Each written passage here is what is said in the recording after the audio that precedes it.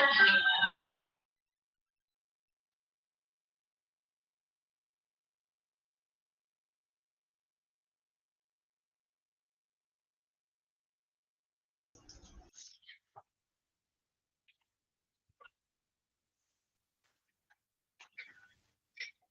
afternoon.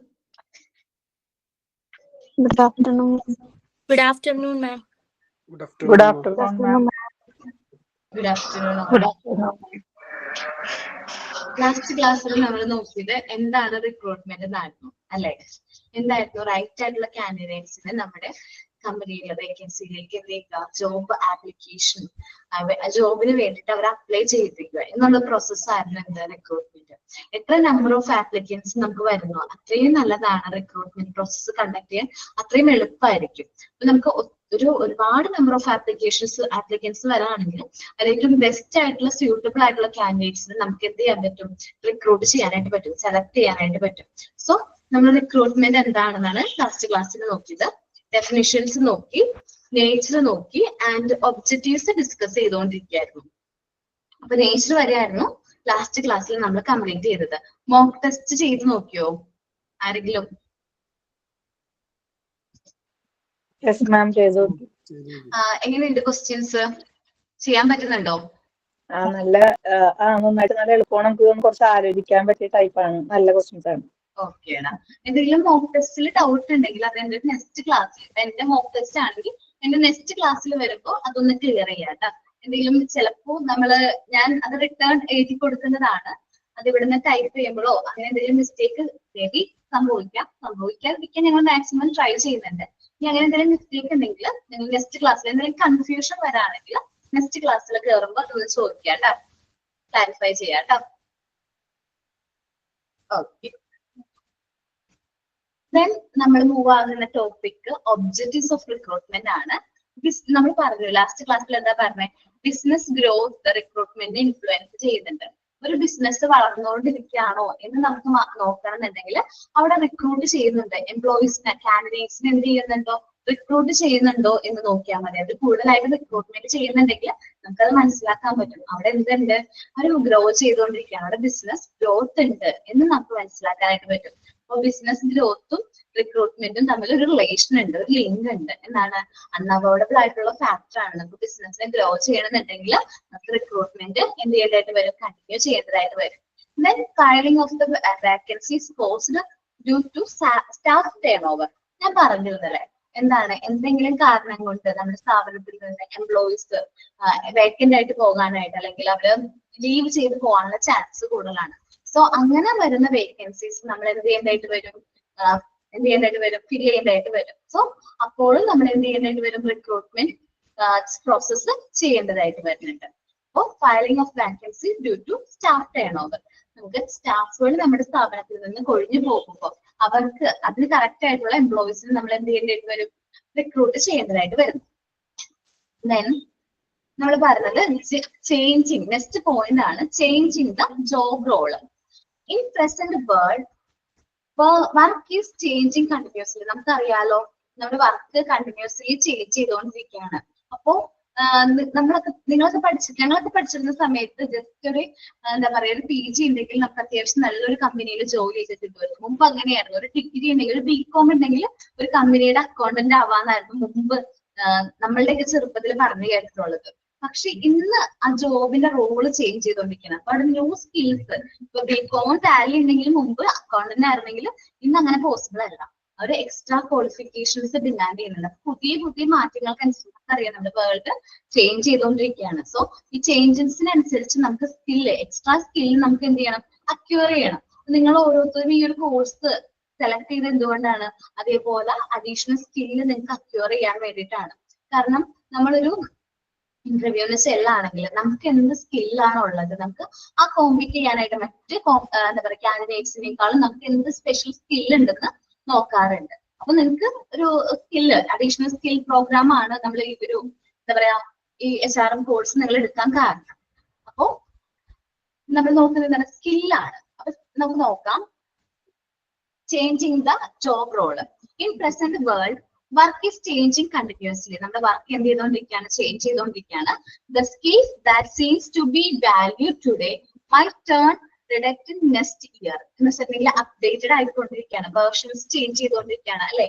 അപ്പൊ ഒരു സോഫ്റ്റ്വെയറിനെ കുറിച്ച് നമ്മൾ പഠിച്ചു കഴിഞ്ഞാൽ ചിലപ്പോൾ നമ്മൾ പഠിച്ചു കഴിയുമ്പോഴേക്കും ആ സോഫ്റ്റ്വെയർ എന്തായി, അപ്ഡേറ്റഡ് ആയി. സോ നമ്മൾ വീണ്ടും അടുത്ത വേർഷൻ പഠിക്കേണ്ടതായിട്ട് വരണം. അപ്പം A new set of skills will be need. പുതിയ സെറ്റ് ഓഫ് സ്കിൽസ് വേണ്ടി വരും. നമുക്ക് ഈ ന്യൂ സ്കിൽസ് വേണ്ടി വരുമ്പോൾ നമ്മൾ എന്ത് ചെയ്യണം, ഒന്നില്ലെങ്കിൽ നമ്മൾ റിക്രൂട്ട്മെന്റ് പ്രോസസ്സ് കണ്ടക്ട് ചെയ്യണം, ഓർ നമ്മുടെ കമ്പനിയിൽ ഉള്ള എംപ്ലോയീസിന് അല്ലെങ്കിൽ ട്രെയിനിങ് കൊടുക്കേണ്ടതായിട്ട് വരും. എന്തെങ്കിലും ഒന്നും നമ്മൾ ചെയ്യേണ്ടതായിട്ട് വരും. അപ്പോൾ thus new opportunities will continuously emerge. The business will keep on recruiting new employees. അവർ ന്യൂ എംപ്ലോയീസിനെ റിക്രൂട്ട് ചെയ്യേണ്ടതായിട്ട് വരും. പുതിയ സ്കിൽസ് നമ്മളുടെ ബിസിനസ് വേൾഡ് ചേഞ്ച് ചെയ്യുന്നതിനനുസരിച്ച് പുതിയ പുതിയ സ്കില്ലുകൾ ഉള്ള എംപ്ലോയീസിനെ നമ്മൾ എന്ത് ചെയ്യേണ്ടതായിട്ട് വരും, റിക്രൂട്ട് ചെയ്യേണ്ടതായിട്ട് വരും. നിങ്ങളൊന്ന് ചിന്തിച്ചു നോക്കിയേ, നമ്മളുടെയൊക്കെ ചെറുപ്പത്തിൽ ഓൺലൈൻ ട്രേഡിങ് നമ്മൾ പോസിബിൾ ആയിരുന്നോ? അല്ല. എന്റെയൊക്കെ ചെറുപ്പത്തിൽ ഓൺലൈൻ ട്രേഡിംഗ് എന്ന് പറഞ്ഞാൽ ഒട്ടും കേട്ടിട്ടുണ്ടായിരുന്നില്ല. പക്ഷെ ഇന്ന് നമ്മൾ ഓൺലൈൻ ട്രേഡിങ്, അതേപോലെ വെബ് ഡിസൈനേഴ്സ്, അതേപോലെ IT ടെക്നീഷ്യൻസിന്റെ ഒക്കെ ഒരുപാട് വേക്കൻസീസ് അത് റിലേറ്റഡ് ആയിട്ടുള്ള കമ്പനീസിൽ വരുന്നുണ്ട്. പുതിയ എന്താണ് ജോബ് ഓപ്പർച്യൂണിറ്റീസ് ഡെവലപ്പ് ചെയ്യുന്നുണ്ട്. അപ്പൊ അതിനനുസരിച്ച് റിക്രൂട്ട്മെന്റ് പ്രോസസ്സും കണ്ടക്ട് ചെയ്യേണ്ടതായിട്ട് വരും. ദെൻ നമുക്ക് ഈ അഫക്ട് ചെയ്യുന്ന എന്താണ് അടുത്ത ഒരു ഒബ്ജക്റ്റീവ് ആണ് ഇന്റേണൽ പ്രൊമോഷൻ. നമുക്ക് റിക്രൂട്ട്മെന്റ് പ്രോസസ്സ് രണ്ട് രീതിയിൽ ചെയ്യാൻ പറ്റും. നമുക്ക് പുറത്തുനിന്ന് എംപ്ലോയീസിനെ നമ്മുടെ കമ്പനിയിലേക്ക് റിക്രൂട്ട് ചെയ്യാം, ഓർ നമ്മുടെ കമ്പനിയിലുള്ള എംപ്ലോയീസിനെ തന്നെ നമുക്ക് എന്ത് ചെയ്യാൻ പറ്റും, പ്രൊമോഷൻ കൊടുക്കാൻ പറ്റും. ഒന്ന് ആലോചിച്ച് നോക്കിയാൽ പ്രൊമോഷൻ എന്ന് പറഞ്ഞാൽ പോസിറ്റീവ് ഫംഗ്ഷൻ ആണ്. നമ്മുടെ എംപ്ലോയീസിനെ മോട്ടിവേറ്റ് ചെയ്യാണ്. കാരണം നമ്മൾ ഇത്രയും നാളെ കമ്പനിക്ക് വേണ്ടി എഫേർട്ട് എടുത്ത് വർക്ക് ചെയ്യുമ്പോൾ നമ്മളെ പ്രൊമോട്ട് ചെയ്യുകയാണെങ്കിൽ നമുക്കൊരു ഹാപ്പിനെസ് അല്ലേ. അല്ലെ, നമ്മൾ വർക്ക് ചെയ്യുന്ന സ്ഥാപനം നമ്മളൊന്ന് ഹയർ പൊസിഷനിൽ ഒരു ബെറ്റർ പെയ്ഡ് ആയിട്ടുള്ള ജോബിലേക്ക് നമ്മൾ പ്രൊമോട്ട് ചെയ്യുമ്പോൾ ഒരു പോസിറ്റീവ് ഇംപ്രഷൻ നമുക്ക് വരും. അപ്പോൾ അങ്ങനെ ഇന്റേണൽ പ്രൊമോഷനും റിക്രൂട്ട്മെന്റിന്റെ ഒരു ഒബ്ജക്റ്റീവ് ആണ്. ഇന്റേണലി നമ്മൾ പ്രൊമോട്ട് ചെയ്തു, അപ്പൊ ആ ഒരു പോസ്റ്റ് അവിടെ വേക്കന്റ് ആയോ, ആ പ്രൊമോഷൻ കൊടുത്ത വ്യക്തിയുടെ പോസ്റ്റ് അവിടെ വേക്കന്റ് ആയി. സോ അവിടേക്ക് നമ്മൾ എന്ത് ചെയ്യേണ്ടതായിട്ട് വരും, റിക്രൂട്ട്മെന്റ് പ്രോസസ്സ് കണ്ടക്ട് ചെയ്യേണ്ടതായിട്ട് വരും. ഞാൻ പറയാം, ഇപ്പൊ ഒരു ജൂനിയർ അക്കൗണ്ടന്റ് ആണ് വിചാരിക്കും. ജൂനിയർ അക്കൗണ്ടന്റ് ഒരുപാട് നാൾ എക്സ്പീരിയൻസ്ഡ് ഒക്കെ ആകുമ്പോൾ നമ്മൾ അയാളെ ചെയ്യും ചീഫ് അക്കൗണ്ടന്റ് ആയിട്ട് അപ്പോയിന്റ് ചെയ്തു. സോ ജൂനിയർ അക്കൗണ്ടന്റ് വേക്കൻസി അവിടെ ക്രിയേറ്റ് ചെയ്തു. നമ്മൾ റിക്രൂട്ട്മെന്റ് പ്രോസസ്സ് ഈ ജൂനിയർ അക്കൗണ്ടന്റിന്റെ പോസ്റ്റിലേക്ക് പുതിയൊരു എംപ്ലോയിനെ എന്ത് ചെയ്യേണ്ടതായിട്ട് വരും, റിക്രൂട്ട് ചെയ്യേണ്ടതായിട്ട് വരും. Okay. Internal promotion, organization practice motivate their employee to go for more challenging and high-paid job within the organization. Organizationലെ എംപ്ലോയീസിനെ മോട്ടിവേറ്റ് ചെയ്യാൻ വേണ്ടി ചെയ്യുന്ന ഒരു ആക്ടിവിറ്റി ആണ് എന്ത്, ഇന്റേണൽ പ്രൊമോഷൻ. കുറച്ചും കൂടി ചലഞ്ചിങ് ആയിട്ടുള്ള, കുറച്ചും കൂടി സ്റ്റാറ്റസ് ഉള്ള ഒരു ജോബിലേക്ക് അവരെന്ത് ചെയ്യുന്നു, പ്രൊമോട്ട് ചെയ്യുന്നു. അതിന്റെ സാലറി സ്കെയിലൊക്കെ കുറച്ച് ഇംപ്രൂവ്ഡ് ആയിരിക്കും. Those who succeed in advancing through the hierarchy must be replaced by the new employee. ഒരു എംപ്ലോയിനെ നമ്മൾ അവിടെ നിന്ന് പ്രൊമോഷന് കൊടുത്തു, പ്രൊമോട്ട് ചെയ്തിട്ടുണ്ടെങ്കിൽ അവിടെ ഒരു വേക്കൻസി വന്നിട്ടുണ്ടാവും. അപ്പൊ പുതിയൊരു എംപ്ലോയിനെ നമ്മൾ എന്ത് ചെയ്യും, അവിടെ റീപ്ലേസ് ചെയ്യും. സോ അവിടെ എന്ത് ചെയ്യേണ്ടതായിട്ട് വരും, റിക്രൂട്ട്മെന്റ് പ്രോസസ്സ് കണ്ടക്ട് ചെയ്യേണ്ടതായിട്ട് വരും. ഇൻക്രീസിങ് വർക്ക് ലോഡ്, നമ്മുടെ ബിസിനസ് ഡെവലപ്പ് ചെയ്തുകൊണ്ടിരിക്കുകയാണ്, ഇംപ്രൂവ് ചെയ്തുകൊണ്ടിരിക്കുകയാണ്, പുതിയ ബ്രാഞ്ചസ് സ്റ്റാർട്ട് ചെയ്യുകയാണെങ്കിൽ നമുക്ക് പുതിയ സ്കിൽഡ് ആയിട്ടുള്ള എംപ്ലോയീസിന് ആവശ്യം വരും. സോ അപ്പോഴും നമ്മൾ എന്ത് ചെയ്യേണ്ടതായിട്ട് വരും, റിക്രൂട്ട്മെന്റ് പ്രോസസ്സ് കണ്ടക്ട് ചെയ്യേണ്ടതായിട്ട് വരും. When the amount of work increase, നമ്മുടെ വർക്ക് കൂടുന്നതിനനുസരിച്ച് the business require more employees, കുറച്ചും കൂടി എംപ്ലോയീസിനെ റിക്വയർ ആവും, വേണ്ടി വരും. And those who are more skilled, ആർക്കാണോ നല്ല സ്കിൽഡ് ആയിട്ടുള്ള നല്ല ക്വാളിഫൈഡ് ആയിട്ടുള്ള എംപ്ലോയീസ്, അവർ നമ്മൾ എന്ത് ചെയ്യും, റിക്രൂട്ട് ചെയ്യും. Current employee can be encouraged to develop new skill through training, which will benefit for their career advancement, increase their loyalty towards the organization by promoting them to stay with the organization for a long duration and fill the skill gap. Okay, നമ്മൾ current employee ഇപ്പൊ പുതിയൊരു skill പഠിച്ച് more skilled ആയിട്ടുള്ള എംപ്ലോയീസിനെ നമ്മൾ recruit ചെയ്യുന്നുണ്ട്. അത് കൂടാതെ നമ്മുടെ കറന്റ് എംപ്ലോയീസിനെ തന്നെ നമ്മൾ അവരെ കുറച്ചും കൂടി ട്രെയിൻ ഒക്കെ ചെയ്ത് നല്ല രീതിയിൽ അവർക്ക് പുതിയ സ്കില്ലുകൾ ഡെവലപ്പ് ചെയ്ത് കൊടുക്കും. ന്യൂ സ്കിൽസ് എന്ത് ചെയ്യും, ഡെവലപ്പ് ചെയ്യും. അപ്പൊ അവർക്ക് അവരുടെ കരിയർ അഡ്വാൻസ്മെന്റിന് അത് ഇംപ്രൂവ് ചെയ്യുന്നുണ്ട്. അവർക്ക് നമ്മളോട്, നമ്മുടെ കമ്പനിയാണ് അവരെ ട്രെയിനിങ് പ്രൊവൈഡ് ചെയ്തിരിക്കുന്നത്. അപ്പൊ നമ്മുടെ കമ്പനിയോട് ഒരു ലോയൽറ്റി ഉണ്ടാവും അവർക്ക്. അതേപോലെ അവർ കുറെ നാൾ നമ്മുടെ സ്ഥാപനത്തിൽ തന്നെ സ്റ്റേ ചെയ്യാനായിട്ട് ഇത് കാരണമാകുന്നുണ്ട്. അവർക്ക് സ്കില്ലിൽ എന്തെങ്കിലും ഗ്യാപ്പ് ഉണ്ടായിരുന്നു, അല്ലെങ്കിൽ സ്കില്ല് കുറവാണ്, അതൊന്ന് ഫിൽ ചെയ്യാൻ വേണ്ടിയിട്ട് നമ്മൾ എന്ത് ചെയ്യുന്നു, അത് ഹെൽപ്പ് ചെയ്തു. അപ്പൊ നിങ്ങൾ ഞാൻ എക്സാമ്പിൾ പറയാണ്, എംകോം കഴിഞ്ഞ കുട്ടിയാണ്, നമ്മള് അക്കൗണ്ടന്റ് ജൂനിയർ അക്കൗണ്ടന്റ് പോസ്റ്റിലേക്ക് അപ്പോയിന്റ് ചെയ്തിട്ട് നിങ്ങൾ വർക്ക് ചെയ്യായിരുന്നു. പക്ഷേ അപ്പൊ ടാലി എന്ന് പറയുന്ന സോഫ്റ്റ്വെയർ നിങ്ങൾ പഠിക്കണമായിരുന്നു. നിങ്ങൾ കമ്പനിക്ക് വിടാനൊന്നും ഇല്ല, പറഞ്ഞു വിടണില്ലെന്നില്ല. കമ്പനി എന്ത് ചെയ്യുന്നു, നിങ്ങൾക്ക് വേണ്ടി ടാലി സോഫ്റ്റ്വെയർ നിങ്ങളെ കമ്പനിയുടെ ചെലവിൽ എന്ത് ചെയ്യുന്നു, പഠിപ്പിച്ചെടുക്കാണ്. ഒരു അഡീഷണൽ സ്കില്ല് നിങ്ങൾക്ക് കിട്ടിയോ. അപ്പൊ അത് കമ്പനിയോട് നമുക്ക് കൂടുതലൊരു സത്യസന്ധതയും അവരോടൊരു ലോയൽറ്റി, കൂടുതൽ നാളെ അവിടെ നിൽക്കാനായിട്ടൊരു നമുക്കൊരു ടെൻഡൻസി ഉണ്ടാവും. അത് നമ്മുടെ കമ്പനി നമുക്ക് വേണ്ടിയിട്ട് ചെയ്താണെങ്കിലും നമ്മളുടെ കരിയർ അഡ്വാൻസ്മെന്റ് ആണ്. നമ്മുടെ ക്വാളിഫിക്കേഷനല്ലേ അത് ആഡ് ആവുന്നത്, നമുക്ക് വേണ്ടിയിട്ടാണ് അവർ എന്ത് ചെയ്തിരിക്കുന്നത്, ആ കാര്യം ചെയ്തിരിക്കുന്നത്. എംപ്ലോയി റെഫറൽ സ്കീം, അതേപോലെ തന്നെ എംപ്ലോയി റെഫറൽ സ്കീമുകൾ ഉണ്ടാവും. അപ്പൊ നിങ്ങളെ ഫ്രണ്ട്സ് ആരെങ്കിലും പ്ലേസ്ഡ് ആയിട്ടുണ്ടെങ്കിൽ നമ്മൾ അവരോട് പറയും, ഞാൻ അവിടെ എന്തെങ്കിലും വേക്കൻസി ഉണ്ടെങ്കിൽ പറയണോട്ടാ എന്ന് നമ്മൾ പറയാറില്ലേ. ചിലപ്പോൾ നിങ്ങൾ പറഞ്ഞിട്ടുണ്ടാവും, നമ്മുടെ ഫ്രണ്ട്സിനോട് പറഞ്ഞിട്ടാവും അവിടെ എന്തെങ്കിലും വേക്കൻസി ഉണ്ടെങ്കിൽ ഒന്ന് പറയണോട്ടാ, അപ്ലൈ ചെയ്യാനാണ് എന്ന് പറഞ്ഞിട്ടുണ്ടാവും. അപ്പൊ അങ്ങനെ നമ്മള് എംപ്ലോയി റെഫർ ചെയ്യാറുണ്ട്. അപ്പൊ എനിക്ക് പരിചയമുള്ള ഒരു കുട്ടീനെ ഞാൻ എന്ത് ചെയ്യുന്നു, ഒരു ജോബിന് വേണ്ടിയിട്ട് റെഫർ ചെയ്യുന്നു, അല്ലെങ്കിൽ ഞാൻ വർക്ക് ചെയ്യുന്ന സ്ഥാപനത്തിലേക്ക് തന്നെ റെഫർ ചെയ്യാണ്. Employee referral schemes also provide to the beneficial for the employee, where the employee can refer their friends, relative, or familiarity processing the skill reserved for the post and earn incentives. അപ്പൊ നമുക്ക് എന്താണ്, എംപ്ലോയീസിനെ അവരുടെ ഫ്രണ്ട്സിനെയോ റിലേറ്റീവ്സിനെ ഒക്കെ refer ചെയ്യാനായിട്ട് പറ്റും. ഇപ്പൊ ഒരു employee ഒരു കമ്പനിയുടെ ഡ്രൈവർ ആണെന്ന് വിചാരിക്കും. അപ്പൊ ആ ഡ്രൈവർ ഒരുപാട് നാളായിട്ട് അവിടെ വർക്ക് ചെയ്യുന്നുണ്ട്, മാനേജറിന്റെ ഡ്രൈവർ ആണ്. അപ്പോ ഒരുപാട് നാളവിടെ വർക്ക് ചെയ്യുന്നുണ്ട്. അപ്പൊ ഈ ഡ്രൈവറിന്റെ മോൻ പഠിച്ച് ഒരു MBA ഒക്കെ കഴിഞ്ഞ് നിൽക്കുകയാണെങ്കിൽ എന്ത് ചെയ്യാണ്, ഡ്രൈവർ പറയാണ്, എന്റെ മോൻ MBA കഴിഞ്ഞിട്ടുണ്ട്, ഇന്നതാണ്, അപ്പൊ അവൻ ജോലി നോക്കുന്നുണ്ട്, ഇവിടെ എന്തെങ്കിലും വേക്കൻസി ഉണ്ടെങ്കിൽ പറയണോട്ടാ എന്ന് പറയുകയാണെങ്കിൽ അവിടെ എന്താ നടന്നിരിക്കുന്നത്, എംപ്ലോയി റെഫറൽ ആണ് നടന്നിരിക്കുന്നത് അല്ലെ. അപ്പൊ ആ മാനേജർ എന്ത് ചെയ്യാണ്, അപ്പൊ അദ്ദേഹത്തിന്റെ മോനാണല്ലോ, നമുക്ക് പരിചയമുള്ള ആളുടെ കുട്ടിയാണല്ലോ എന്ന് പറഞ്ഞിട്ട് ആ ഒരു പോസ്റ്റ് എന്ത് ചെയ്യും, ഇതൊരു കുട്ടിക്ക് വേണ്ടിയിട്ട് മാറ്റിവെക്കും. That's employee referral.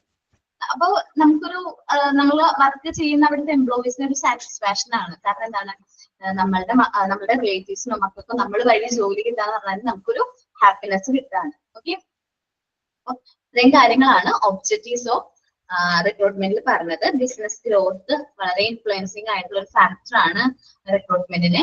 Business grow ചെയ്യുന്നുണ്ടെങ്കിൽ ദെൻ റിക്രൂട്ട്മെന്റ് അവിടെ കണ്ടിന്യൂസ് ആയിട്ട് നടക്കും. റിക്രൂട്ട്മെന്റ് അല്ലെങ്കിൽ കൂടുതലായിട്ട് എംപ്ലോയീസിനെ നമ്മൾ റിക്രൂട്ട് ചെയ്യും. അവിടെ വരുന്ന വേക്കൻസിക്ക് അനുസരിച്ച് നമ്മൾ എന്ത് ചെയ്യുന്നുണ്ട്, സ്റ്റാഫ് ടേൺ ഓവറിനനുസരിച്ച് നമ്മൾ ആ വേക്കൻസീസ് ഒക്കെ എന്ത് ചെയ്യുന്നുണ്ട്, ഫിൽ ചെയ്യുന്നുണ്ട്. Changing the role, job role, ഒരാളുടെ ജോബ് അവിടെ മാറാണ്, ഒരാൾക്ക് പ്രൊമോഷൻ കിട്ടുകയാണെങ്കിൽ ആ ഒരു ജോബിലേക്ക് വേറൊരാൾ നമ്മൾ എന്ത് ചെയ്യുന്നു, റിക്രൂട്ട് ചെയ്യുന്നു. ഇന്ത്യയിലെ പ്രൊമോഷൻ റിക്രൂട്ട്മെന്റ് ക്രിയേറ്റ് ചെയ്യുന്നുണ്ട്. നമ്മൾ വർക്ക് ലോഡ് കൂടുന്നതിനനുസരിച്ച് റിക്രൂട്ട്മെന്റ് പ്രോസസ്സ് കണ്ടക്ട് ചെയ്യുന്നുണ്ട്. ഓക്കെ, ഈ ഒബ്ജക്റ്റീവ്സ് ഒന്ന് റീഡ് ചെയ്യൂ എല്ലാവരും. 3 പോയിന്റും കൂടെ അല്ലേ ഇരുന്നത്, ഒന്ന് റീഡ് ചെയ്ത് നോക്കിയേ.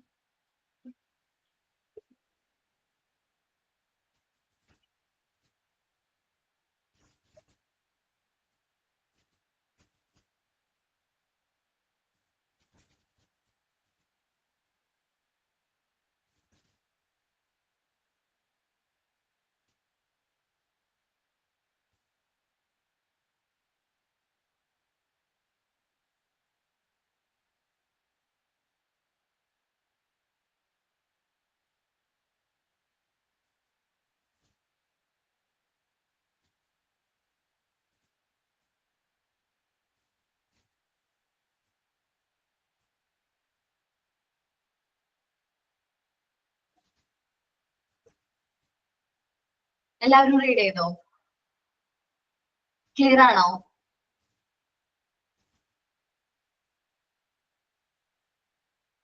ഓക്കെ, ഞാൻ മോക്ക് ടെസ്റ്റിനെ കുറിച്ച് പറയുകയാണെങ്കിൽ ഇൻക്രീസിംഗ് വർക്ക് ലോഡ് മീൻസ് വെച്ചാൽ നമ്മൾ അവിടെ ഉള്ള വർക്കുകൾ കൂടാണ്. നമുക്ക് ജോബുകൾ കൂടുന്നതിനനുസരിച്ച് നമ്മൾ ഈ റിക്രൂട്ട്മെന്റ് പ്രോസസ്സ് കണ്ടക്ട് ചെയ്യേണ്ടതായിട്ട് വരും.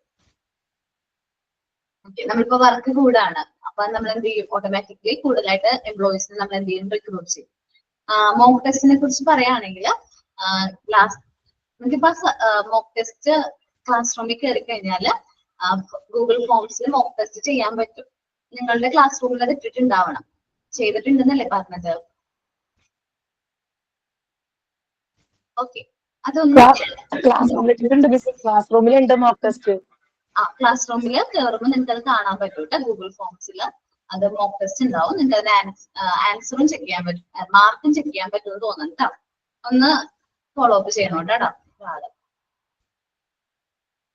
ഓക്കെ, നമുക്ക് എത്ര ടൈപ്സ് ഓഫ് സോഴ്സ് ഉണ്ട് റിക്രൂട്ട്മെന്റിന് എന്നറിയോ? ഞാനിപ്പോ പറഞ്ഞില്ലേ, നമ്മുടെ ഓർഗനൈസേഷനിലെ എംപ്ലോയീസിനെ തന്നെ നമുക്ക് റിക്രൂട്ട് ചെയ്യാൻ പറ്റും, അല്ലെങ്കിൽ ഓർഗനൈസേഷന്റെ പുറത്തുനിന്ന് നമുക്ക് എംപ്ലോയീസിനെ റിക്രൂട്ട് ചെയ്യാൻ പറ്റും. രണ്ട് സോഴ്സ് ആണ് റിക്രൂട്ട്മെന്റിനുള്ളത്. എന്തൊക്കെയാണ്? ഇന്റേണൽ സോഴ്സും എക്സ്റ്റേണൽ. ഓക്കെ, ഇന്റേണൽ ഫാക്ടറും എക്സ്റ്റേണൽ ഫാക്ടേഴ്സും രണ്ട് ഫാക്ടേഴ്സ് ആണ് നമ്മുടെ റിക്രൂട്ട്മെന്റ് പ്രോസസ്സിനെ ഇൻഫ്ലുവൻസ് ചെയ്യുന്നത്. ഏതെല്ലാമാണ്? ഇന്റേണൽ ഫാക്ടറും എക്സ്റ്റേണൽ ഫാക്ടറും. ഇന്റേണൽ ഫാക്ടർ എന്ന് പറഞ്ഞാൽ നമ്മുടെ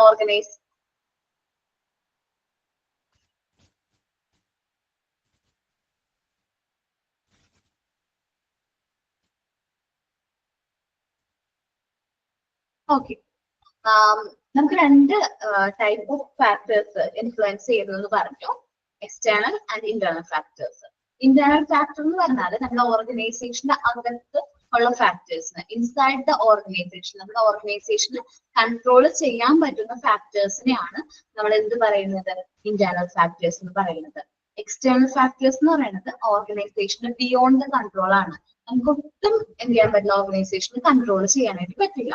അങ്ങനെ ഫാക്ടേഴ്സിനെയാണ് നമ്മൾ എന്ത് പറയുന്നത്? എക്സ്റ്റേണൽ ഫാക്ടേഴ്സ് എന്ന് പറയുന്നത്.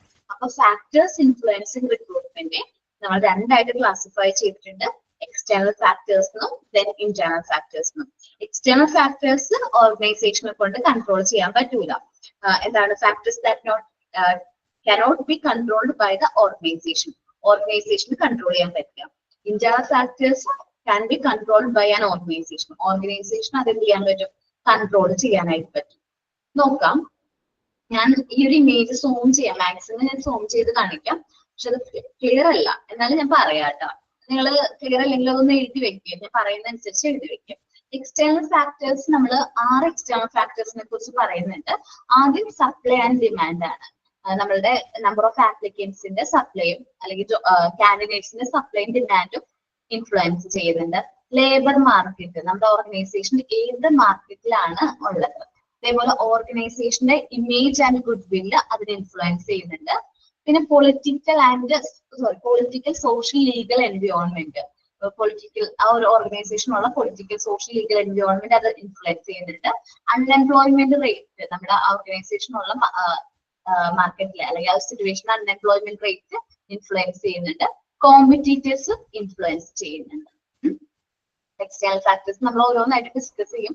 ജസ്റ്റ് ആ പോയിന്റ്സ് ഒന്ന് നോക്കിയാൽ മതി. നിങ്ങൾ ഇതിലും ക്ലിയർ ആവാ, ടെസ്റ്റിൽ ക്ലിയർ അല്ലെങ്കിൽ ഒന്ന് എഴുതി വെക്കുക കേട്ടോ. ഇനി ഇന്റേണൽ ഫാക്ടേഴ്സ് ആണ്. ഇന്റേണൽ ഫാക്ടേഴ്സിൽ ഫസ്റ്റ് വരുന്ന റിക്രൂട്ട്മെന്റ് പോളിസിയാണ്. ദെൻ ഹ്യൂമൻ റിസോഴ്സ് പ്ലാനിങ്, നമുക്ക് എത്ര ഹ്യൂമൻ റിസോഴ്സ്, എത്ര നമ്പർ ഓഫ് എംപ്ലോയീസ് വേണം എന്നുള്ളത്. Size of the firm, cost of recruitment, growth and expansion.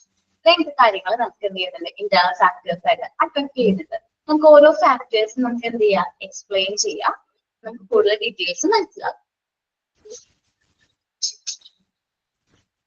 അപ്പൊ നമ്മൾ പറഞ്ഞത് എക്സ്റ്റേണൽ ഫാക്ടേഴ്സ് ആണ്. These factors or force are those factors which cannot be controlled by the organization. External factors നമുക്ക് control ചെയ്യാൻ പറ്റുമോ? ഓർഗനൈസേഷന് കൺട്രോൾ ചെയ്യാൻ പറ്റുമോ? cannot be controlled by the organization ആണ്. ഓർഗനൈസേഷൻ എന്ത് ചെയ്യാൻ പറ്റില്ല? കൺട്രോൾ ചെയ്യാനായിട്ട് പറ്റില്ല.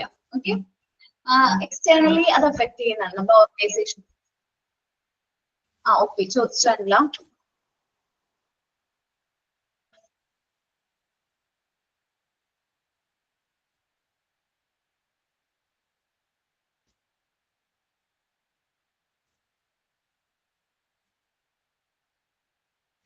ഓക്കേടാ, നമുക്ക് ക്ലാസ്സിലേക്ക് വരാം. നമുക്കൊരു ലാസ്റ്റ് 10 മിനിറ്റ്സ് എന്തെങ്കിലും ഡൗട്ട് ക്ലിയറൻസിന് വേണ്ടിയിട്ട് ക്ലാസ് നോക്കാം.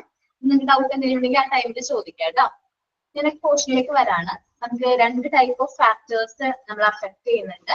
ഏതൊക്കെയാണ്? ഇന്റേണൽ ഫാക്ടേഴ്സും എക്സ്റ്റേണൽ ഫാക്ടേഴ്സും. ഇതിൽ എക്സ്റ്റേണൽ ഫാക്ടേഴ്സ് എന്ന് പറഞ്ഞാൽ നമ്മുടെ ഓർഗനൈസേഷന്റെ പുറത്തുള്ള ഫാക്ടേഴ്സ് ആണ്. ആ ഫാക്ടേഴ്സ് നമുക്ക് എന്ത് ചെയ്യാൻ പറ്റില്ല? കൺട്രോൾ ചെയ്യാനായിട്ട് പറ്റില്ല. cannot be controlled by the organization. നമ്മുടെ ഓർഗനൈസേഷൻ ആ ഫാക്ടേഴ്സിനെ കൺട്രോൾ ചെയ്യാനായിട്ട് പറ്റില്ല.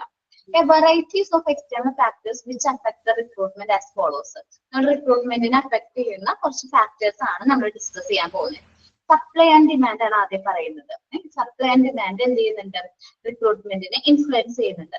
നമ്മുടെ മാർക്കറ്റില്, നിങ്ങൾ മാർക്കറ്റ് ആലോചിക്കുക, മാർക്കറ്റില് ഒരുപാട് എന്തുണ്ട്?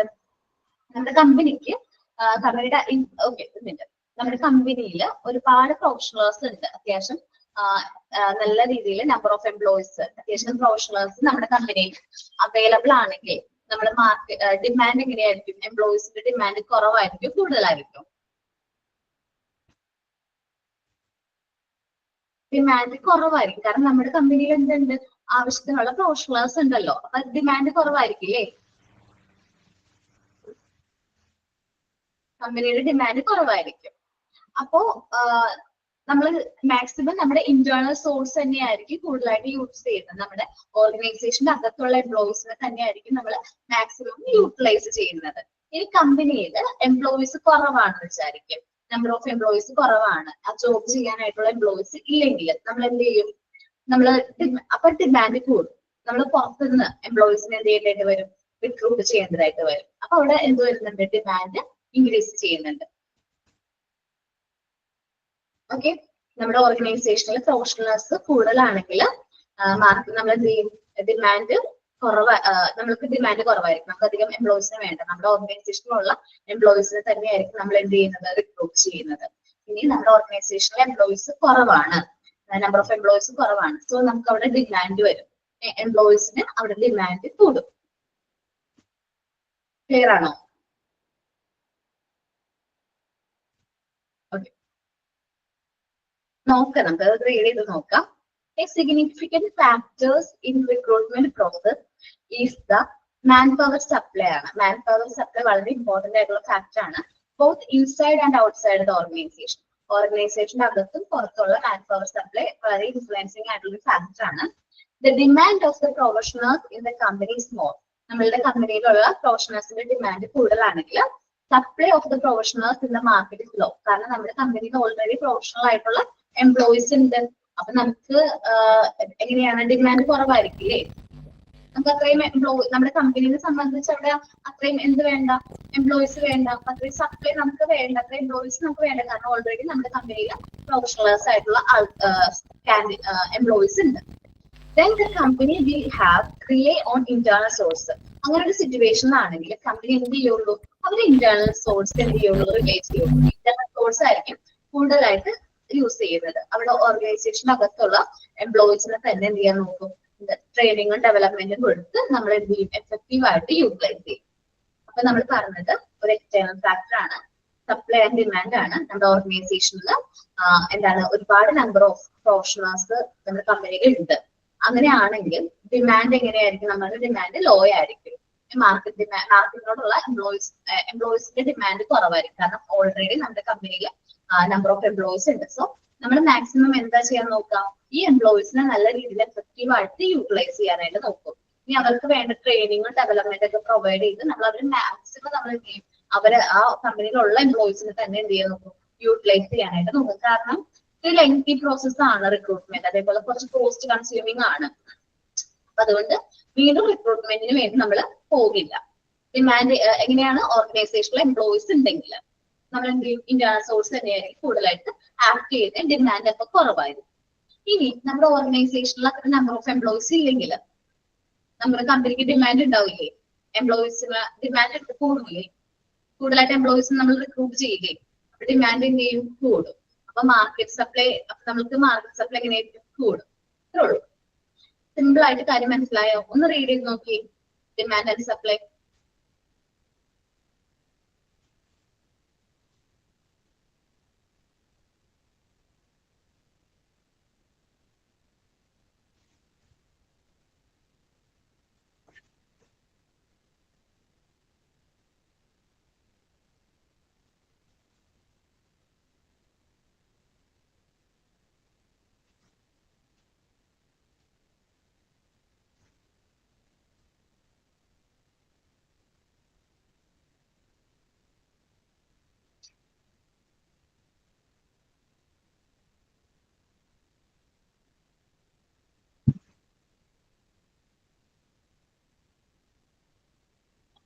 ക്ലിയർ ആയോ എല്ലാവർക്കും? ഓക്കെ. അത് ആ പോയിന്റ് ശ്രദ്ധിച്ച് ആ ഒരു പോയിന്റ് എത്തി കൺഫ്യൂഷൻ ആണ്. അതുകൊണ്ട് ഞാൻ ഒന്നും കൂടി ഒന്ന് നോക്കിയിട്ട് കേട്ടോ. നിങ്ങൾ ക്ലിയർ ആയിട്ടുണ്ട്. ഓക്കെ. ഇനി അടുത്താണ് അൺഎംപ്ലോയ്മെന്റ് റേറ്റ് ആണ് പറയുന്നത് കേട്ടോ. അൺഎംപ്ലോയ്മെന്റ് റേറ്റ് ആണ് പറയുന്നത്. നമ്മളുടെ കേരളം പോലത്തെ ഒരു സംസ്ഥാനത്ത് അൺഎംപ്ലോയ്മെന്റ് റേറ്റ് കൂടുതലല്ലേ? ഓട്ടോമാറ്റിക്കലി അതെ. കാരണം അത്രയും സ്കിൽഡ് ആയിട്ടുള്ള എംപ്ലോയീസ് ആണ്, അല്ലെങ്കിൽ അത്രയും സ്കിൽഡ് ആയിട്ടുള്ള ആപ്ലിക്കൻസ് ആണ് നമ്മുടെ കേരളത്തിലുള്ളത്, അല്ലെങ്കിൽ നല്ല ക്വാളിഫിക്കേഷൻ ഉള്ള എഡ്യൂക്കേഷൻ ഉള്ള ആപ്ലിക്കൻസ് ആണ് ഉള്ളത്. സോ നമ്മൾ കമ്പനീസിൽ ജോബുകളുടെ എണ്ണം കുറവാണ്. ഓട്ടോമാറ്റിക് ഉള്ള കാര്യമാണ്, കമ്പനീസിൽ ജോബുകളുടെ എണ്ണം കുറവാണ്. അതുകൊണ്ടാണ് നമ്മൾ മിക്ക ആൾക്കാരും പുറത്തേക്ക് ബെറ്റർ ഓപ്ഷൻ ആയിട്ട് എന്താ വെച്ചാൽ പറയാം ഔട്ട്സൈഡ് ഇന്ത്യ അല്ലെങ്കിൽ നമ്മൾ പുറത്തേക്കൊക്കെ പോകാനായിട്ട് ശ്രമിക്കുന്നത്. കാരണം എന്താണ്, ഇവിടെ ജോബ് വേക്കൻസീസ് കുറവായതുകൊണ്ടാണ് നമ്മൾ പുറത്തേക്ക് ഓപ്റ്റ് ചെയ്യുന്നത്. അപ്പൊ അൺഎംപ്ലോയ്മെന്റ് റേറ്റ് വളരെ ഇൻഫ്ലുവൻസിങ് ആയിട്ടുള്ള ഒരു ഫാക്ടറാണ്. കമ്പനിയുടെ റിക്രൂട്ട്മെന്റ് പ്രോസസ്സിനെ ഇൻഫ്ലുവൻസ് ചെയ്യുന്ന ഒരു ഫാക്ടറാണ് അൺഎംപ്ലോയ്മെന്റ് റേറ്റ്. അൺഎംപ്ലോയ്മെന്റ് റേറ്റ് കൂടുതലാണെന്ന് പറയാൻ കാരണം ജസ്റ്റ് ഇതിൽ ആരൊക്കെ PSC എക്സാം എഴുതുന്നുണ്ട്, എഴുതിയിട്ടുണ്ട്? ഓക്കെ. PSC എക്സാം ഒക്കെ നമ്മൾ എഴുതുമ്പോൾ നിങ്ങൾ ആപ്ലിക്കേഷന്റെ നമ്പേഴ്സ് ശ്രദ്ധിച്ചു കഴിഞ്ഞിട്ടുണ്ടെങ്കിൽ അറിയാൻ പറ്റും. ഒരു പോസ്റ്റ് ചിലപ്പോ ഒരു മേ ബി ഒരു 10 നമ്പർ ഓഫ് പോസ്റ്റ് ഉണ്ടാവുള്ളൂ. പക്ഷെ ആപ്ലിക്കേഷൻ കിട്ടുന്നത്, ആപ്ലിക്കേഷൻ അപ്ലൈ ചെയ്യുന്നത് ചിലപ്പോ 3 lakhും 2 lakh നമ്പേഴ്സ് ഓഫ് ആപ്ലിക്കൻസ് ആയിരിക്കും ആ ഒരു കോഴ്സിലേക്ക് അപ്ലൈ ചെയ്യുന്നത്. അതിൽ നിന്ന് തന്നെ മനസ്സിലാക്കാൻ പറ്റും അൺഎംപ്ലോയ്മെന്റ് റേറ്റിന്റെ തോത്, അല്ലെങ്കിൽ ആ ഒരു റേറ്റ് എത്രയാണെന്ന് നമുക്ക് മനസ്സിലാക്കാൻ പറ്റും. കാരണം ആ ഒരു പോസ്റ്റിന് വേണ്ടി നമ്മൾ എത്ര ആൾക്കാരുടെ അടുത്ത് കോമ്പീറ്റ് ചെയ്യണം? 1 lakh 3 lakh അത്രയും ആൾക്കാരുടെ അടുത്ത് നമ്മൾ കോമ്പീറ്റ് ചെയ്യേണ്ടി വരും. ഓക്കെ. അപ്പോ നമ്മള് മാർക്കറ്റില് നമ്മുടെ കമ്പനിയില് ലാക്ക് ഓഫ് ജോബ് എന്തിന് കാരണമാകുന്നുണ്ട്? അൺഎംപ്ലോയ്മെന്റ് റേറ്റിന് കാരണമാകുന്നുണ്ട്. ഓക്കെ, നോക്കാം. Unemployment rate, growth of economy is another factor that affect the availability of the applicants. നമ്മുടെ എക്കണോമിയുടെ ഗ്രോത്ത് അടുത്തൊരു ഫാക്ടറാണ്, ആപ്ലിക്കൻസിന്റെ അവൈലബിലിറ്റി ഇൻഫ്ലുവൻസ് ചെയ്യുന്ന ഒരു ഫാക്ടറാണ് growth of an economy. Lack of job in the company, നമ്മുടെ കമ്പനിയിലെ ജോബുകളുടെ എണ്ണം കുറവാണെങ്കിൽ surplus labour in the market can be given rise to the situation of unemployment. ഇപ്പൊ കമ്പനികളിൽ ജോബിന്റെ എണ്ണം കുറവാണെങ്കിൽ നമുക്ക് എന്ത് കാരണമാകുന്നുണ്ട്? അൺഎംപ്ലോയ്മെന്റ് എന്ന് പറയുന്ന ഒരു സിറ്റുവേഷൻ റൈസ് ചെയ്യും. സർപ്ലസ് ലേബർ, അത്രയും ആൾക്കാർക്ക് ജോലി ഉണ്ടാവില്ല. നിങ്ങൾ ശ്രദ്ധിച്ചാൽ അറിയാൻ പറ്റും, അത്യാവശ്യം നല്ല ക്വാളിഫൈഡ് ആയിട്ടുള്ള ഒരുപാട് വ്യക്തികൾ, എല്ലാവരും അല്ല, ഒരു മിക്കവർക്ക് കിട്ടുന്നുണ്ട്, ജോബ് കിട്ടുന്നുണ്ട്. എന്നാലും ഇപ്പോഴും ക്വാളിഫൈഡ് ആയിട്ടുള്ള ഒരുപാട് ആപ്ലിക്കൻസ് അല്ലെങ്കിൽ ഒരുപാട് ഇൻഡിവിജ്വൽസ് ഇപ്പോഴും ജോലി സെർച്ച് ചെയ്തുകൊണ്ടിരിക്കുന്നവരുണ്ടാവും, നിങ്ങളിലുണ്ടാവും. ഇപ്പൊ നിങ്ങൾ ഈ ഒരു കോഴ്സ് സെലക്ട് ചെയ്തിരിക്കുന്നതിന് വേണ്ടിയിട്ടായിരിക്കും, ചിലപ്പോൾ കരിയറിൽ അഡ്വാൻസ്മെന്റിന് വേണ്ടിയിട്ടായിരിക്കും, അല്ലെങ്കിൽ പ്രൊമോഷന് വേണ്ടിയിട്ടായിരിക്കും, മേ ബി ഒരു ബെറ്റർ ജോബ് അല്ലെങ്കിൽ ഒരു അത്യാവശ്യം ഹൈ പേ ഉള്ള ജോബ് കിട്ടാൻ വേണ്ടിയിട്ട് അപ്ലൈ ചെയ്യാൻ വേണ്ടിയിട്ടായിരിക്കും ഒരു കോഴ്സ് സെലക്ട് ചെയ്തിരിക്കുന്നത്. എന്തുകൊണ്ടാണ് നമ്മളിങ്ങനെ നിർബന്ധിക്കുന്നത്? നമ്മളിങ്ങനെ ഒരു കോഴ്സ് സെലക്ട് ചെയ്യാനായിട്ട് വന്ന കാരണം എന്താണ്? അൺഎംപ്ലോയ്മെന്റ് റേറ്റ് ആണ്. അല്ലെങ്കിൽ നമ്മൾ വിചാരിക്കുന്ന അത്രയും സ്കെയിൽ അല്ലെങ്കിൽ നമ്മുടെ സാലറി ഇംപ്രൂവ് ചെയ്യണമെന്നുണ്ടെങ്കിൽ നമുക്ക് അഡീഷണൽ സ്കിൽ റിക്വയർഡ് ആണ്. ഓക്കെ, അപ്പൊ കമ്പനീസിൽ ജോബിന്റെ എണ്ണം കുറയുന്നത് മാർക്കറ്റിൽ അൺഎംപ്ലോയ്മെന്റ് റേറ്റ് കൂടാനായിട്ട് കാരണമാകുന്നു. അത്രേ ഉള്ളൂ. കമ്പനിയിൽ ജോബിന്റെ എണ്ണം കുറയുന്നത് മാർക്കറ്റിൽ അൺഎംപ്ലോയ്മെന്റ് റേറ്റ് കൂടാനായിട്ട് കാരണമാകും. ആ പോയിന്റ് ഒന്ന് റീഡ് ചെയ്തേ.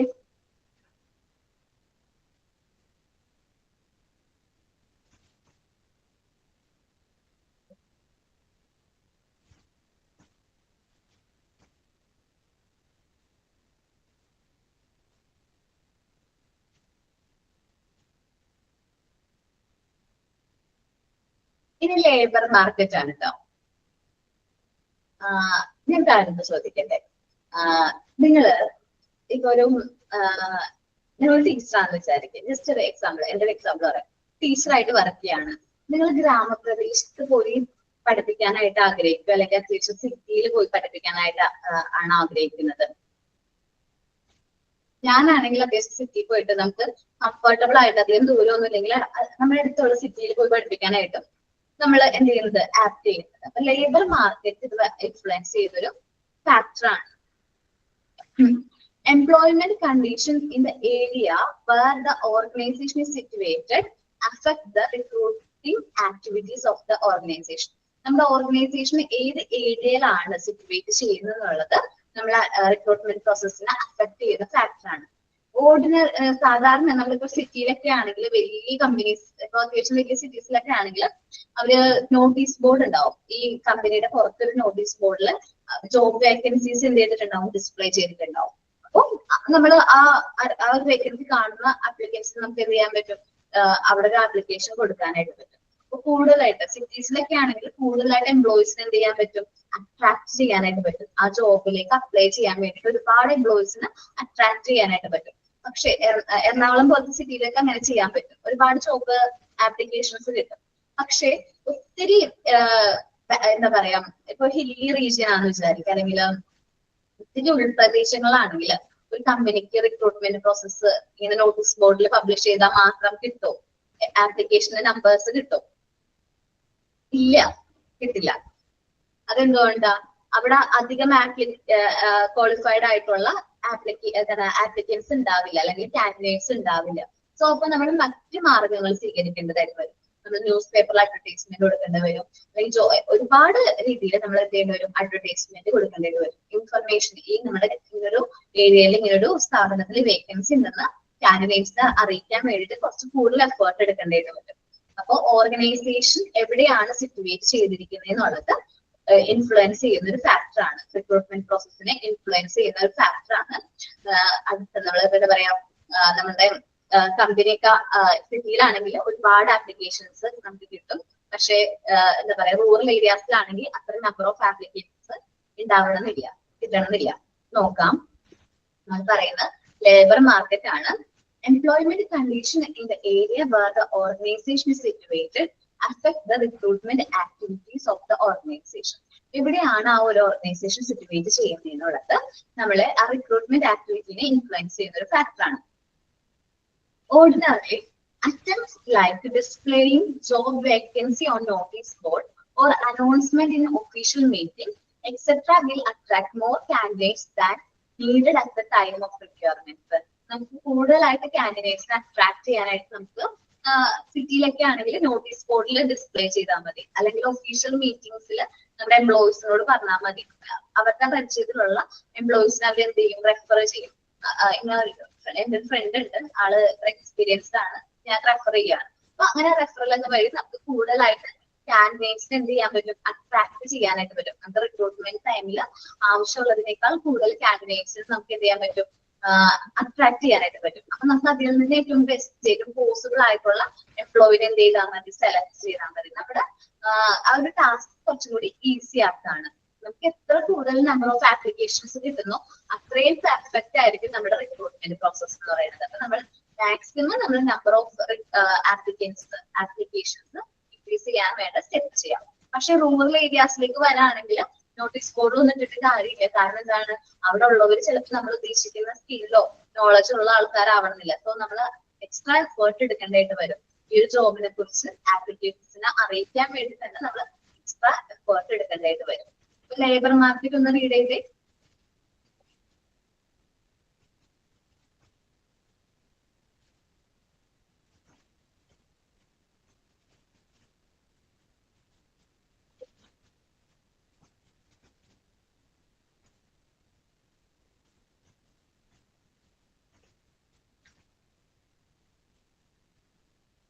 Okay.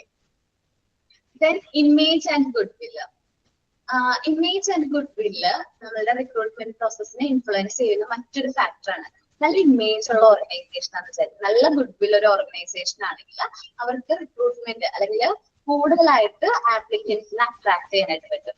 ഇപ്പൊ ഞാൻ എക്സാമ്പിൾ പറയാണ്, സൊസൈറ്റി ഒക്കെ പോലത്തെ ഒരു എഡ്യൂക്കേഷൻ ഇൻസ്റ്റിറ്റ്യൂഷനിലേക്ക് ഇപ്പൊ വേക്കൻസീസ് വരാണെങ്കിൽ ഒരുപാട് ആൾക്കാർ അവിടെ എന്ത് ചെയ്യും, അപ്ലൈ ചെയ്യും. ആ ഒരു ജോബിന് വേണ്ടി ഒരുപാട് ആൾക്കാർ എന്ത് ചെയ്യും, അപ്ലൈ ചെയ്യും. പക്ഷെ അധികം പേര് കേൾക്കാത്ത ഒരു ഇൻസ്റ്റിറ്റ്യൂഷൻ ആണെങ്കിൽ അത്ര നമ്പർ ഓഫ് എംപ്ലോയീസ് അപ്ലൈ ചെയ്യണമെന്നില്ല.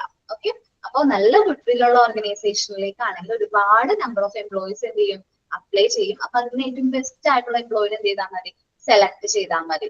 പക്ഷെ നെഗറ്റീവ് ഇമേജ് ഒക്കെ ആണെങ്കിൽ എന്താണ്, റിക്രൂട്ട്മെന്റ് പ്രോസസ്സ് അത്ര കറക്റ്റ് ആയിട്ട് ചെയ്യാനായിട്ട് പറ്റില്ല. നോക്കാം, ഗുഡ് ഇമേജ് ആൻഡ് ഗുഡ്വിൽ ആണ്. Employer image can also act as a barrier for recruitment. നമുക്കറിയാം എംപ്ലോയറിന്റെ ഇമേജ് ഒരു ബാരിയർ ആണ്, ഒരു തടസ്സമാണ് റിക്രൂട്ട്മെന്റ് പ്രോസസ്സിനെ അഫക്ട് ചെയ്യുന്ന ഒരു തടസ്സമാണ്. പോസിറ്റീവ് ഇമേജ് ആണ് എംപ്ലോയറിനെ കുറിച്ചെങ്കിൽ റിക്രൂട്ട്മെന്റ് പ്രോസസ്സ് ഈസി ആയിരിക്കും, നമുക്ക് കൂടുതലായിട്ട് എംപ്ലോയീസിനെ അട്രാക്ട് ചെയ്യാൻ പറ്റും. നെഗറ്റീവ് ഇമേജ് ആണെങ്കിൽ എന്താ പറയാ അത്രയും എംപ്ലോയീസ് നമുക്ക് അട്രാക്ട് ചെയ്യാനായിട്ട് പറ്റില്ല. The activities of the organization are the basic for building organizational image. Organizational image ഇതിനെ influence ചെയ്യുന്നുണ്ട്. It will become easier to attract and retain the employee for the organization if it has a positive image and goodwill. നമ്മുടെ കമ്പനിക്ക് positive image goodwill ആണെങ്കിൽ നമുക്ക് ഒരുപാട് employees എന്ത് ചെയ്യാൻ പറ്റും, അട്രാക്ട് ചെയ്യാനും റീറ്റെയിൻ ചെയ്യാൻ പറ്റും, നിലനിർത്താൻ പറ്റും. നമ്മുടെ എംപ്ലോയീസിന് നമ്മുടെ സ്ഥാപനത്തിൽ തന്നെ നിലനിർത്താനായിട്ട് അത് ഹെൽപ്പ് ചെയ്യുന്നുണ്ട്. Goodwill as employer than for an organisation with negative image. Negative image ഉള്ള ഓർഗനൈസേഷൻ ആണെങ്കിൽ നമുക്ക് അങ്ങനെ റീറ്റെയിൻ ചെയ്യാനായിട്ട് പറ്റണമെന്നില്ല. എംപ്ലോയർക്ക് നെഗറ്റീവ് ഇമേജ് ആണെങ്കിൽ നമുക്ക് ആ എംപ്ലോയിനെ അട്രാക്ട് ചെയ്യില്ല, റിട്ടേൺ നിലനിർത്താനായിട്ട് ഒട്ടും പറ്റില്ല. നമ്മൾ റിക്രൂട്ട് ചെയ്താലും അവർ നമ്മുടെ ഓർഗനൈസേഷനിൽ നിന്ന് ഒഴിഞ്ഞു പോകാനുള്ള ചാൻസ് ഉണ്ട്. അപ്പൊ ഗുഡ് ഇമേജ് ആൻഡ് ഗുഡ് വില്ല് റിക്രൂട്ട്മെന്റ് പ്രോസസ്സിനെ അഫക്ട് ചെയ്യുന്ന എക്സ്റ്റേണൽ ഫാക്ടർ ആണ്. നല്ല ഗുഡ് ഇമേജും പോസിറ്റീവ് ഇമേജ് ആണെങ്കിൽ നമുക്ക് കൂടുതലായിട്ട് എംപ്ലോയീസിനെ അട്രാക്ട് ചെയ്യാനും റിറ്റെയിൻ ചെയ്യാനായിട്ട് പറ്റും. നെഗറ്റീവ് ഇമേജ് ആണെങ്കിൽ നമുക്ക് അട്രാക്ട് ചെയ്യാനും പറ്റില്ല, അതേപോലെ തന്നെ റിറ്റെയിൻ ചെയ്യാനും പറ്റില്ല. ഓക്കെ, ഇമേജ് ആൻഡ് ഗുഡ് വില്ല് ഒന്ന് റീഡ് ചെയ്യോ?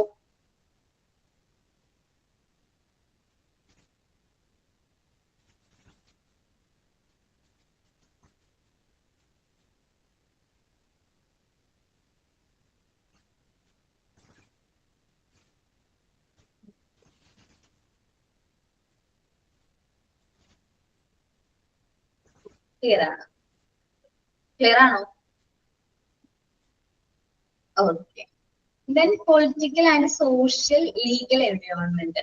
നമുക്ക് ഇന്ന് ഒരു ജോബ് കിട്ടണമെന്നുണ്ടെങ്കിൽ ഒത്തിരി ഫാക്ടേഴ്സ് നമ്മളെ ഇൻഫ്ലുവൻസ് ചെയ്യുന്നുണ്ട്. നമ്മുടെ എൻവയോൺമെന്റ് ഫാക്ടേഴ്സ് നമ്മളെ ഇൻഫ്ലുവൻസ് ചെയ്യുന്നുണ്ട്. അതിൽ മെയിൻ ആയിട്ട് വരുന്നതാണ് പൊളിറ്റിക്കൽ ഇൻഫ്ലുവൻസ്. നമ്മുടെ ജോബ് നമുക്ക് ആ കമ്പനിയുടെ ഗുഡ് വിൽ ഓർ ഇമേജ് നമുക്ക് അറിയണമെന്നുണ്ടെങ്കിൽ നമ്മൾ എന്ത് ചെയ്യും, ഗൂഗിളിൽ സെർച്ച് ചെയ്ത് നോക്കും, അവരുടെ റേറ്റിംഗ് നോക്കും. അപ്പോൾ നമുക്ക് അറിയാൻ പറ്റും ഈ കമ്പനി ഒരുപാട് നാളായിട്ട് നമ്മുടെ കമ്പനി ഈ മാർക്കറ്റിൽ ഉള്ളതാണോ, നിലനിൽക്കുന്ന കമ്പനിയാണോ. ഇപ്പൊ ഞാൻ എക്സാമ്പിൾ ചോദിക്കുകയാണ്, മോന് ഒരുപാട് നാളായിട്ട് ഒരു ആസ്റ്റർ ഒക്കെ പോലത്തെ ഒരു ഹോസ്പിറ്റലിൽ ഒരു എന്ത് വന്നിരിക്കുകയാണ്, ഇന്റർവ്യൂവിന് ലെറ്റർ വന്നിരിക്കുകയാണ്. അത്രയും ഇമേജ് ഇല്ലാത്തൊരു സാധാരണ സിമ്പിൾ ആയിട്ടുള്ള ഹോസ്പിറ്റലിൽ നിന്നും ഒരു എന്ത് വന്നിരിക്കുക, ഇന്റർവ്യൂ കോൾ വന്നിരിക്കുകയാണ്. ഏത് ഹോസ്പിറ്റൽ മോൻ സെലക്ട് ചെയ്യും? മോന് പരിചയമുള്ള, മോന് ബെറ്റർ ആണെന്ന് തോന്നുന്ന, ആ കുട്ടി ഇമേജ് ഉള്ള ഹോസ്പിറ്റൽ ആയിരിക്കും സെലക്ട് ചെയ്യുന്നത്. പുതിയ ഹോസ്പിറ്റൽ ആയിരിക്കും സെലക്ട് ചെയ്യുന്നത്, അല്ലല്ലോ. നമ്മൾ അങ്ങനെയല്ലേ കൂടുതലായിട്ട് നമ്മുടെ മാർക്കറ്റിലുള്ള ഏത് ഓർഗനൈസേഷൻ ആണെന്ന് നോക്കും. ഏത് ഓർഗനൈസേഷൻ ആണോ ഇമേജ് കൂടുതൽ, ഗുഡ് വില്ല്, സൽപ്പേര് എന്ന് പറയുന്നത്. അപ്പൊ സൽപ്പേര് ആ ഒരു ഇമേജ് ഉള്ളത്, ആ ഒരു ഇമേജ് ഉള്ള ഓർഗനൈസേഷനായിട്ട് നമ്മൾ എന്ത് ചെയ്യുന്നത്, സെലക്ട് ചെയ്യുന്നത്. നമുക്ക് ഇന്ന് ഓൺലൈനായിട്ട് എന്തൊക്കെ മാർഗത്തിലൂടെ അവരുടെ ഇമേജസ് നമുക്ക് എന്ത് ചെയ്യാൻ പറ്റും, നോക്കാൻ പറ്റും, റേറ്റിംഗ് നോക്കാൻ പറ്റും. അപ്പൊ അതനുസരിച്ച് നമ്മളെല്ലാവരും അങ്ങനെ തന്നെയായിരിക്കും. ഒരു കമ്പനി നമുക്ക് ഇന്റർവ്യൂ വരുമ്പോൾ നമ്മൾ ആ കമ്പനിയെ കുറിച്ച് A-Z കാര്യങ്ങൾ നമ്മൾ എന്ത് ചെയ്യാറുണ്ട്, റെഫർ ചെയ്യാറുണ്ട്. ഡീറ്റെയിൽസ് എല്ലാം നോക്കിയിട്ടായിരിക്കും നമ്മൾ ആ ഇന്റർവ്യൂവിന് പോകുന്നത്. അങ്ങനെയാണ് പോകേണ്ടത്. നമുക്കൊരു കമ്പനിയിൽ നിന്ന് ഒരു കോൾ വന്നു കഴിഞ്ഞാൽ ആ കമ്പനിയെ കുറിച്ച് ഫുൾ ഡീറ്റെയിൽസ് നമ്മൾ ചർച്ച ചെയ്യും. അപ്പൊ അവരുടെ ഗുഡ്വില്ലും റേറ്റിംഗ്സ് ഒക്കെ നമ്മൾ എന്ത് ചെയ്തിട്ടുണ്ടാവും, നോക്കിയിട്ടുണ്ടാവും. അപ്പൊ അത് പോസിറ്റീവ് ആണെങ്കിൽ, എംപ്ലോയീസ് പോസിറ്റീവ് ആയിട്ടാണ് റിവ്യൂ കൊടുത്തിരിക്കുന്നെങ്കിൽ നമ്മൾ എന്ത് ചെയ്യും, കൂടുതലായിട്ട് ആപ്ലിക്കേഷൻസ് വരും. ഇനി എംപ്ലോയീസ് നെഗറ്റീവ് ആയിട്ടാണ് റിവ്യൂ കൊടുക്കണമെങ്കിലോ അധികം ആപ്ലിക്കേഷൻസ് കിട്ടണമെന്നില്ല. ഓക്കെ, ക്ലിയർ ആണോ?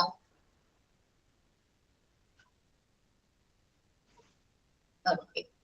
ഇനി പൊളിറ്റിക്കൽ ഇൻഫ്ലുവൻസ് ആണ്, political and social legal environment ആണ്. ഇന്ന് കേരളത്തിൽ ഒരു ജോലി കിട്ടാൻ വേണ്ടിയിട്ട് ശരിക്കും പറഞ്ഞിട്ടുണ്ടെങ്കിൽ ഏറ്റവും കൂടുതൽ നമ്മള് ക്വാളിഫിക്കേഷൻ ഉണ്ടെന്ന് പറഞ്ഞിട്ടൊന്നും കാര്യമില്ല, എക്സ്പീരിയൻസ് ഉണ്ടെന്ന് പറഞ്ഞിട്ട് കാര്യമില്ല. പൊളിറ്റിക്കൽ ഇൻഫ്ലുവൻസ് വളരെ കൂടുതലാണ്. ജസ്റ്റ് നിങ്ങളൊന്ന് ചിന്തിച്ചു നോക്കിയാൽ മതി. അപ്പൊ ഒന്നാമത് ഗവൺമെന്റ് ഒരുപാട് റെഗുലേഷൻസ് ഉണ്ട്. ഇപ്പൊ ഗവൺമെന്റ് ജോബ് ആണെങ്കിൽ ഒരുപാട് റെഗുലേഷൻസ് ഉണ്ട്. ഇത്രയും നമ്പർ ഓഫ് എന്താണ് ജോബ് റിസർവ് ചെയ്ത് വെച്ചിട്ടുണ്ട്.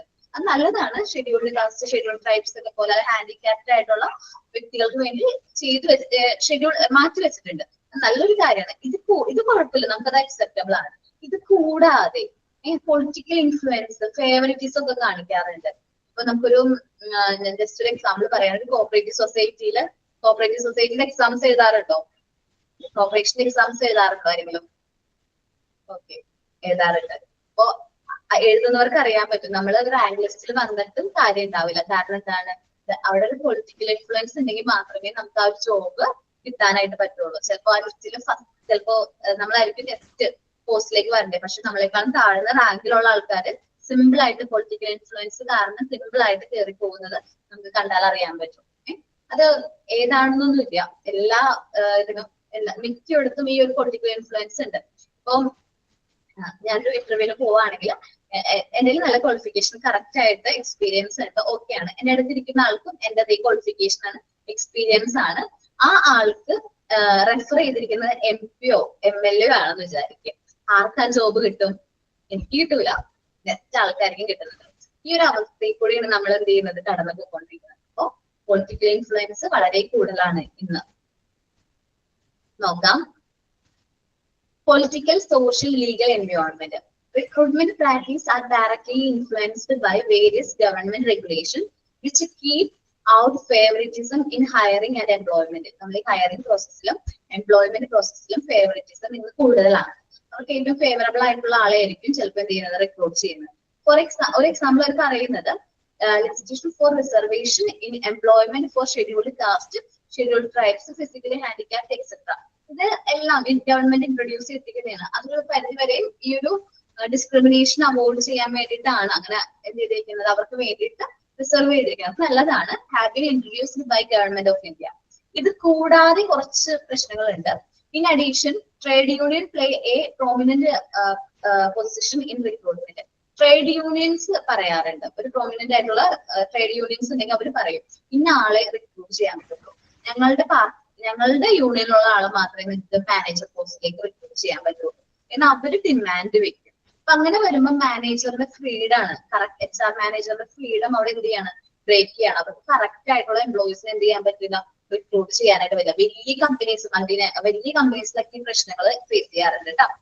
This hamper the manager's freedom to choose prospective candidates. അപ്പൊ മാനേജറുടെ ഫ്രീഡം അവിടെ എന്ത് ചെയ്യാണ്, ബ്രേക്ക് ചെയ്യാണ്, അവിടെ തടസ്സപ്പെടാണ്. Recruitment source can be limited by the union regulation if the candidate does not fulfill the criteria set up by the union. അപ്പം union പറയുന്ന ആളെ നമ്മൾ സെലക്ട് ചെയ്യുമ്പോൾ നമുക്ക് കുറച്ച് പ്രശ്നങ്ങൾ വരും. കാരണം എന്താണ്, അപ്പം നമ്മൾ മാനേജ്മെന്റ് ഉദ്ദേശിക്കുന്ന ക്വാളിഫൈഡ് ആയിട്ടുള്ള എംപ്ലോയീസിനെ നമുക്ക് എന്ത് ചെയ്യാൻ പറ്റില്ല, റിക്രൂട്ട് ചെയ്യാനായിട്ട് പറ്റില്ല. ഈ യൂണിയൻ പറയുന്ന ആൾക്കാരെ നമ്മൾ എന്ത് ചെയ്യേണ്ടതായിട്ട് വരും, റിക്രൂട്ട് ചെയ്യേണ്ടതായിട്ട് വരും. അപ്പൊ ഒന്നാമതേ പൊളിറ്റിക്കൽ ഇൻഫ്ലുവൻസ് ഒക്കെ ഉണ്ട്, ഗവൺമെന്റിന്റെ റെഗുലേഷൻസും കാര്യങ്ങളൊക്കെ ഉണ്ട്. ഇതൊക്കെ കഴിഞ്ഞു വന്നാൽ ട്രേഡ് യൂണിയൻസിന്റെ ഒരു കൺട്രോളും കൂടി എന്തിലുണ്ട്, ഈ റിക്രൂട്ട്മെന്റ് പ്രോസസ്സിൽ ഉണ്ട്. ഒന്ന് വായിച്ചു നോക്കോ. പൊളിറ്റിക്കൽ, സോഷ്യൽ, ലീഗൽ, എൻവയോൺമെന്റൽ ഫാക്ടർ.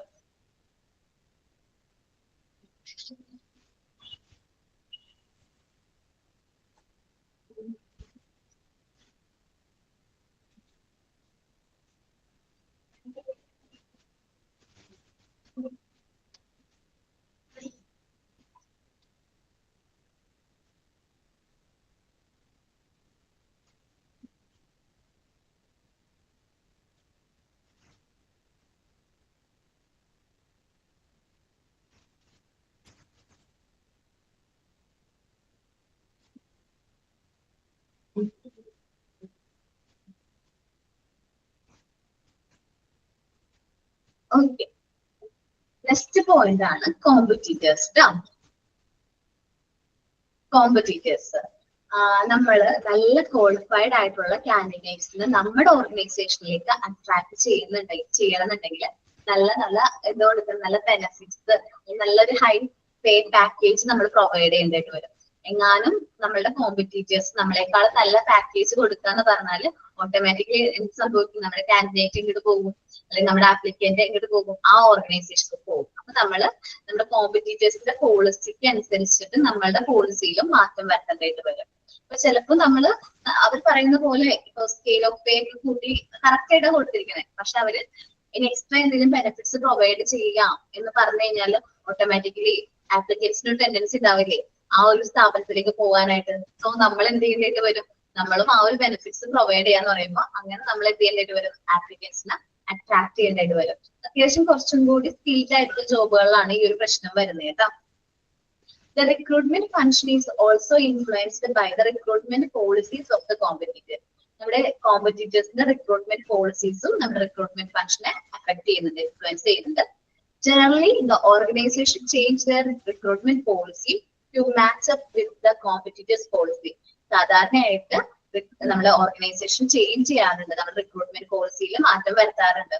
എന്താ ഈ കോമ്പറ്റീറ്റേഴ്സിനോടൊപ്പം കോമ്പീറ്റ് ചെയ്യാൻ വേണ്ടിയിട്ട്, മാർക്കറ്റിൽ കോമ്പീറ്റ് ചെയ്യാൻ വേണ്ടിയിട്ട് അവരുടെ പോളിസീസ് അനുസരിച്ച് നമ്മളുടെ പോളിസിയിൽ ചെറിയ മാറ്റങ്ങൾ വരുത്താറുണ്ട്.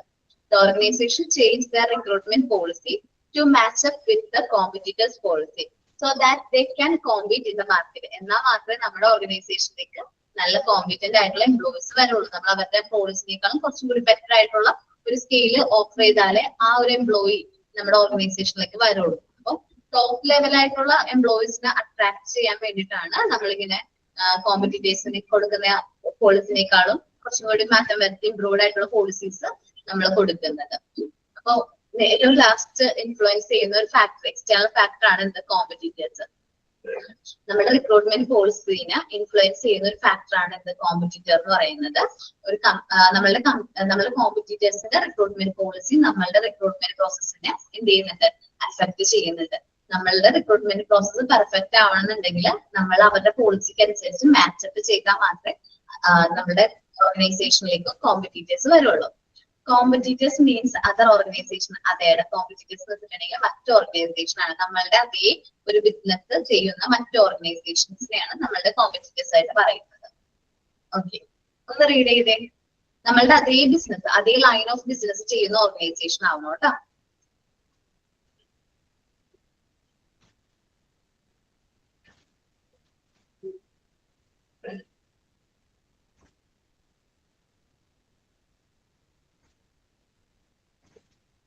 ക്ലിയർ ആയി?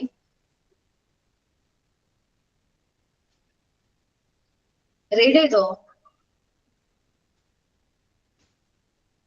ഓക്കെ, ഇനി ഇന്റേണൽ ഫാക്ടേഴ്സ് ആണ്. The factors that can be controlled by the organisation. നമ്മുടെ ഓർഗനൈസേഷന് കൺട്രോൾ ചെയ്യാൻ പറ്റുന്ന ഫാക്ടേഴ്സിനെയാണ് നമ്മൾ എന്ത് പറയുന്നത്?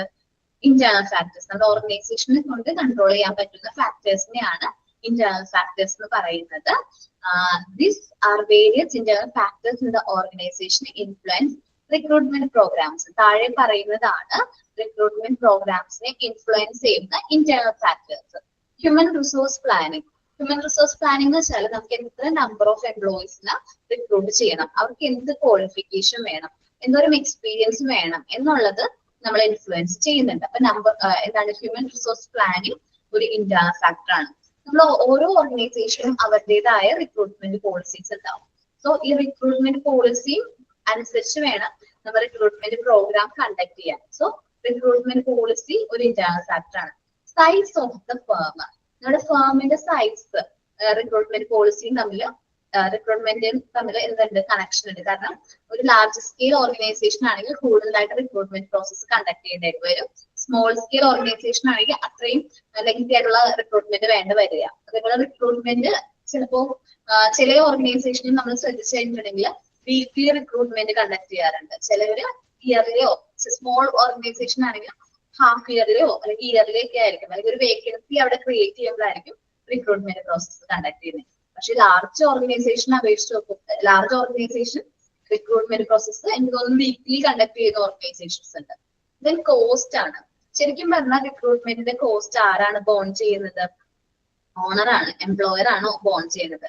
അപ്പോ നമ്മളെ റിക്രൂട്ട്മെന്റ് പ്രോസസ്സിന്റെ കോസ്റ്റ് മാക്സിമം എങ്ങനെ കുറയ്ക്കാൻ പറ്റും എന്നാണ് ആര് ശ്രദ്ധിക്കുന്നത്? ഓണർ ശ്രദ്ധിക്കുക. എങ്ങനെയെങ്കിലും എന്ത് ചെയ്യാ? റിക്രൂട്ട്മെന്റ് പ്രോസസ്സിന്റെ കോസ്റ്റ് കുറയ്ക്കാനായിട്ട് ശ്രമിക്കും. അപ്പൊ കൂടുതലായിട്ട് കോസ്റ്റ് കുറച്ചുള്ള രീതിയിൽ എങ്ങനെ റിക്രൂട്ട്മെന്റ് കണ്ടക്ട് ചെയ്യാന്നുള്ളതും ഒരു ഇന്റേണൽ ഫാക്ടർ ആണ്. അപ്പൊ നമ്മൾ പറഞ്ഞത് ഇന്റേണൽ ഫാക്ടേഴ്സ് ആണ്.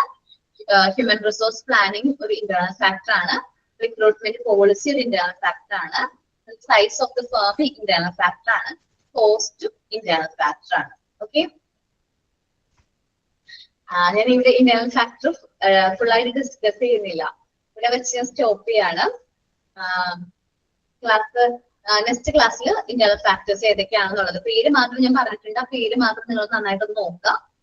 എന്താണ് അതിന്റെ ഉള്ളിലുള്ളതെന്ന് നമുക്ക് നെക്സ്റ്റ് ക്ലാസ്സിൽ ഡിസ്കസ് ചെയ്യാം. ഓക്കെ. അപ്പൊ എന്തോ ഒരു ഡൗട്ട് ഉണ്ടെന്ന് പറഞ്ഞു. എന്തായിരുന്നു?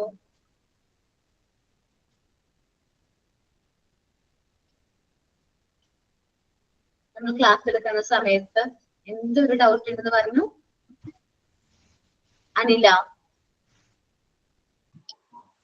മാം അതെ ഞാൻ ചോദിച്ചത് നമുക്ക് ആ ഫാക്ടേഴ്സിന്റെ കള്ളി തന്നിട്ടുണ്ടായിരുന്നില്ലേ, അതിനുള്ളത് തന്നെയല്ലേ ഇവിടെ ഡീറ്റെയിൽഡ് ആയിട്ട്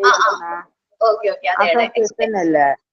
അതെ, ഈ ബോക്സിലുള്ളതല്ലേ ചാർട്ടിൽ കൊടുത്തിരിക്കുന്നത്? അതെ, അത് പോയിന്റ് ചിലപ്പോ അങ്ങോട്ട് മാറിയിട്ടുണ്ടാവും, പക്ഷെ കണ്ടന്റ് അതിന്റെ ഉള്ളിൽ തന്നെ ഉള്ളതാണ് കേട്ടോ. ഓക്കെ. അപ്പോ ഞങ്ങൾ പ്രിന്റ് എടുത്തില്ല, അത് ക്ലിയർ ആയിട്ട് കാണാൻ പറ്റുന്നില്ല, അപ്പൊ അതുകൊണ്ട് ചോദിച്ചതാ. ഓക്കേടാ, അത് തന്നെയാണ് പറഞ്ഞിരിക്കുന്നത്. എന്നിട്ട് പോർഷൻ ക്ലിയർ ആയോ എല്ലാവർക്കും? ഓക്കെ. നെക്സ്റ്റ് വീക്ക് ആവുമ്പോഴേക്കും നിങ്ങൾ ഈ ഒരു HRMന്റെ ട്രാക്കിലേക്ക് വരും.